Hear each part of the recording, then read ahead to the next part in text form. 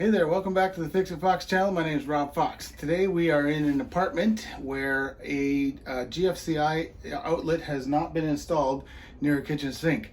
So I have been asked to come in and replace this regular outlet here and install a GFCI ground fault circuit interrupter outlet, which is one of the outlets that has the reset and the test buttons on them, and it basically, if it ever senses a fault in the line, it'll shut itself off and every other outlet downstream from it, so that nothing can happen to the appliances or an individual working around that area doesn't get shocked or electrocuted. So if you're just here to enjoy a project and watch a project from start to finish, sit back, relax, and enjoy yourself. And if you're here to figure out how to do this on your own, grab your tools and let's get to work.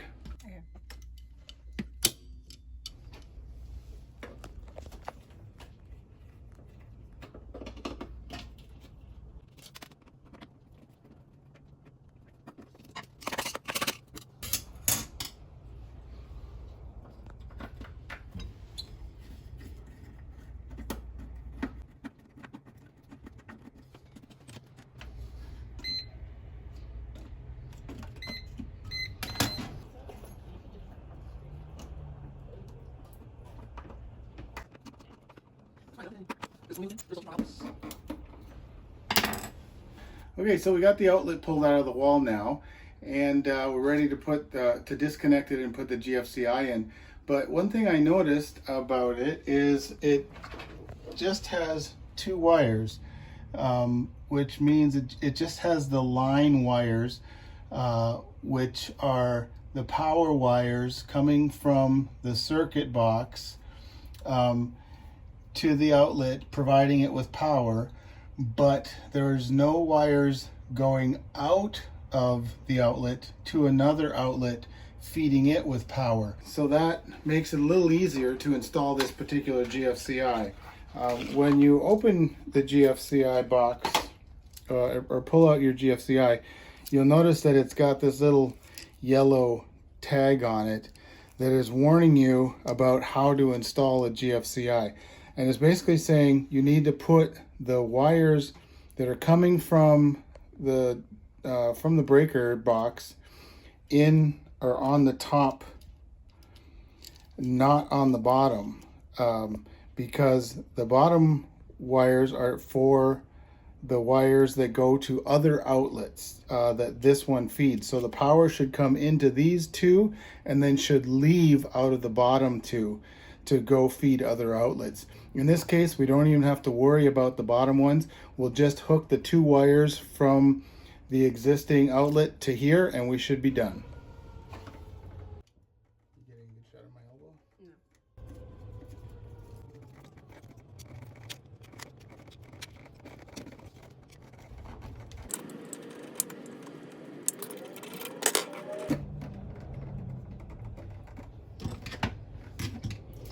Now with this GFCI, you can slide the wires into the back here, and you don't necessarily need to loop them around the little screws here, so it makes it a little easier. So I'm going to cut these off, make them straight, so that we can slide them right into the back of the GFCI.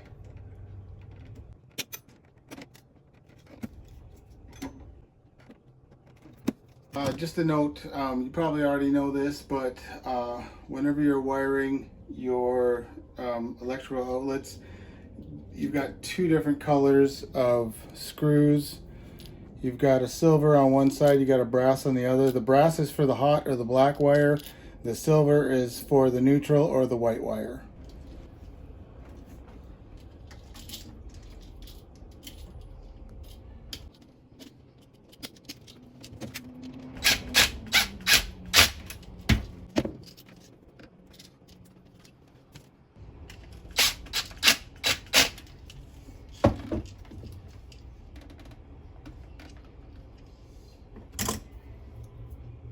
With these old electrical boxes, this building was built in 1961. With these old electrical boxes that are metal, you always want to wrap the contact points with electrical tape so that they don't touch the metal boxes and short out. And it's just a little safer for people to use as well. Now, I just know this building and know that these screws that come with aren't going to work. And so I'm going to remove them and just use some drywall screws because they will fit.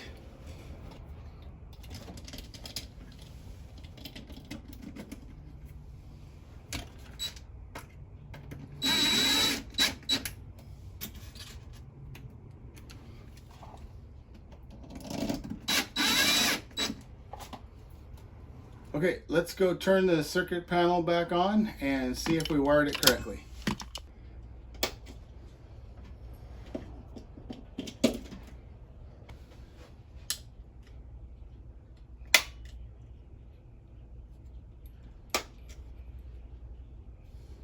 Okay, as you can see, we turned the power back on, the little green light came on, and I put the tester in. The tester showed 2 yellow lights on the right hand side, which if you look down the bottom says the wiring is correct. So that was a good sign. And then I pressed the test button which simulates a ground fault, and the GFCI shut itself off, which is exactly what it's supposed to do. Then I pressed the reset button and it came back on, and everything's working normally now. So let's put the cover back on.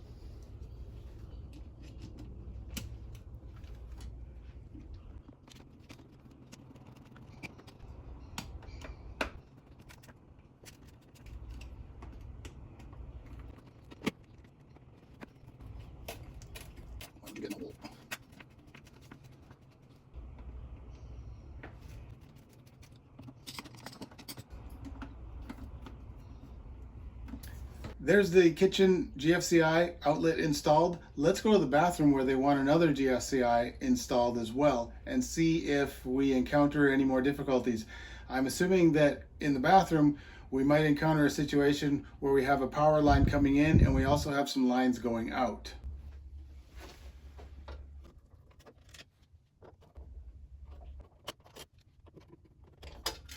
Okay, let's go make sure that the power is turned off. So the power is now turned off to the outlet, but I need to be careful because there's still power at the switch. But I don't want to cut the power at the switch because I would have no light in this very dark hallway. So we're just going to be very careful as the outlets are being changed.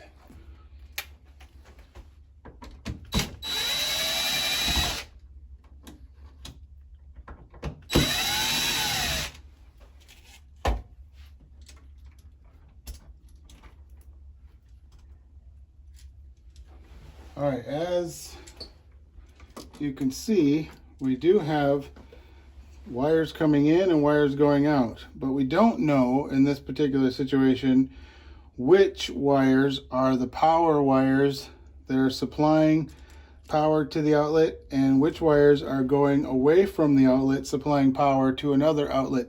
So what we have to do is disconnect this, separate the wires, turn the breaker back on, and then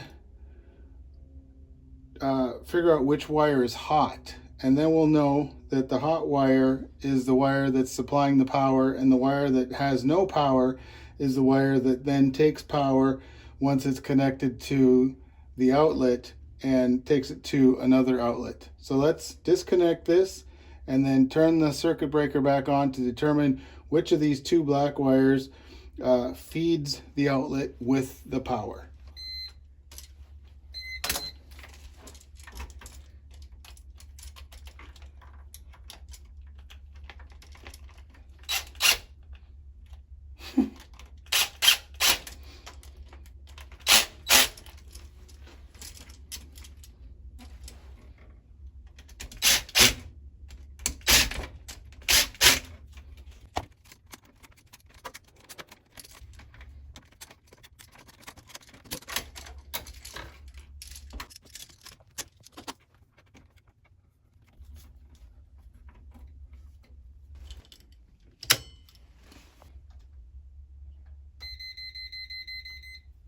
So as you can tell, this wire has the power and this wire does not. So that means this wire only has power once it's connected to an outlet that is being fed with power from this wire. So this is going to be our line. Sorry, let me stop the beeping for you. This is going to be our line wire, and this is going to be the neutral for the line wire. And this is going to be our load wire, hot wire, and this is going to be our load neutral wire. And I'll show you where those attach on the GFCI. Okay, so I turn the breaker back off. Just want to make sure all these wires are off. So now we can go about installing our new GFCI. So again, the line wires, the line means the line that's coming in with the power goes on the top, and the load wires, the wires that are taking power out of here and sending them to other outlets, go on the bottom. So we can remove this yellow tag for this installation because we're going to need it for these bottom wires. Again, I'm going to cut the wires to make them straight so they can fit in the back of the GFCI outlet.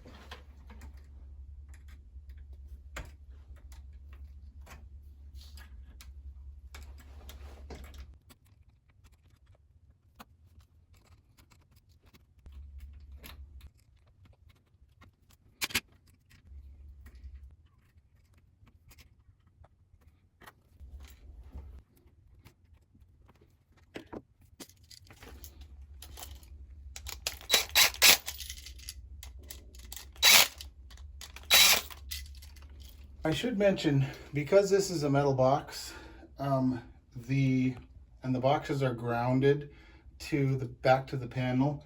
I don't need to use a grounding screw and screw it into the back of this box. By simply attaching this GFCI outlet to the box on these little screw holes here will ground the outlet just fine.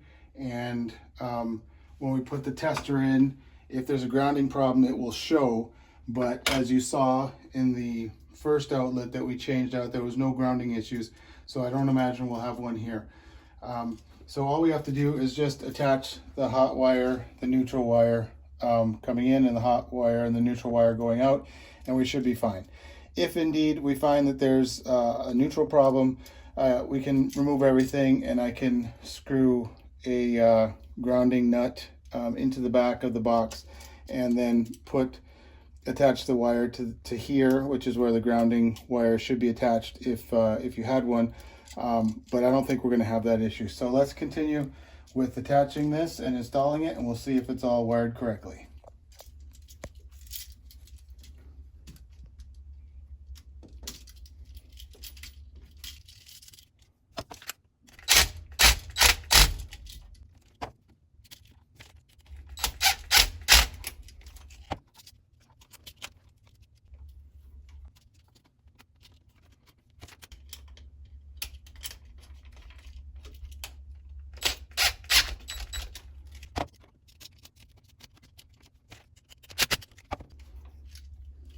Okay, we got everything wired up. Let's put it back in the junction box and connect it with the screws to ensure the grounding, and we'll turn it on and see if everything's wired correctly.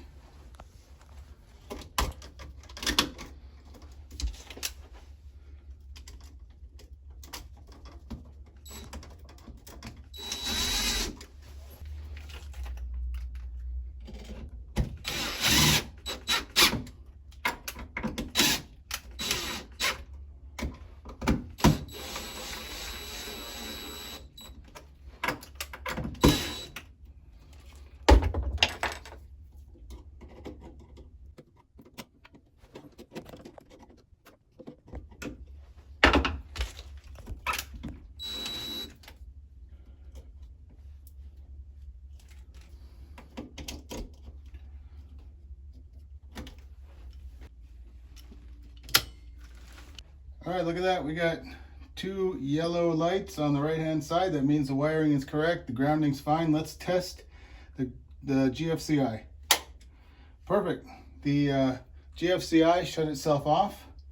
Let's reset it and see if it resets properly. It does. It's back on. The wiring is fine. We should be good. Put the cover back on and we are finished in this unit.